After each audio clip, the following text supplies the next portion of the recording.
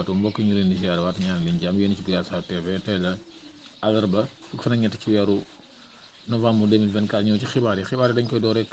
ki nga xamante ne si mooy njiital Pastef di Ousmane Sonko moom nag meeting bi nga xamante ne bëggoon na koo def fële ca Baobab ca koñu kii di Barthélémy Dias mujj na koo bàyyi wala Sonko lépp loo xamante ne si jàppoon na ko ba bàyyi na ko mi ngi woo militant yi na ànd leen ko dal te continuer seenum campagne bu leen attaque kenn bu leen dóor kenn.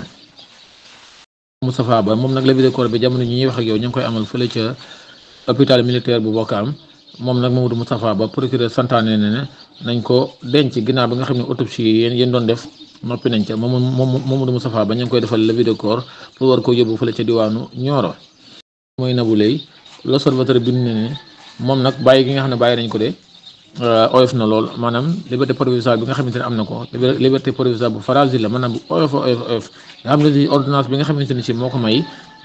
pour mu mën a génn kaso ordonnance boobu mën nañ caa dellu ginnaaw nga xamante ne si njabootu Waly Aziz Dabala ñoom nag ñi ngi sàkku procureur mu dellu ci ginnaaw te yaakaar naa ne waxtu yi ñi jëm xëy na danañ ci xam lu leer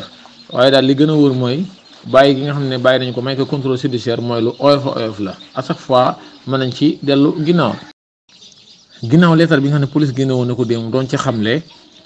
ne jàpp nañ 81 personnes yoo xamante ne si 77 yi mooy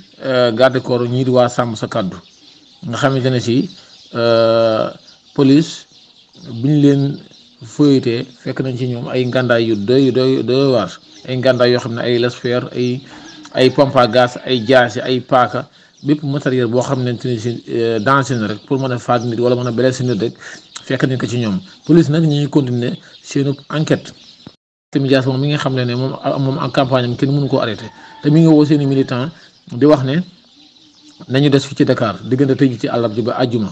nga xamante ne si ñoom seenu caravane dañ ko bëgg a wéyal ñoom loolu la ñu wax. yi nga xam ne mooy Amadou Ba nag moom mu ngi woote na nooy di woote maanaam jàmm ji nga xamante ne ci Sénégal xamee nañ leen ko moom daal mi ngi naan campagne bi daal moom violence bi mën na cee ñàkk ki xam ne lii mooy Amadou Ba. ñu demee ca Touba daf benn caravane fële ca école normale jàpp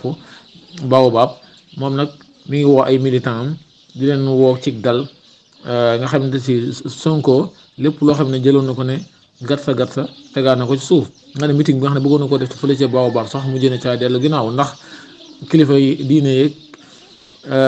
xëy na kii di président Diomaye Faye di président bu Sénégal wax na ca ak moom mbokk yi ñu ngi leen di jaajëfal dina ñëw ci yeneen xibaar bu ci kanamee ñu ngi leen di ñaan ngeen abonné te partagé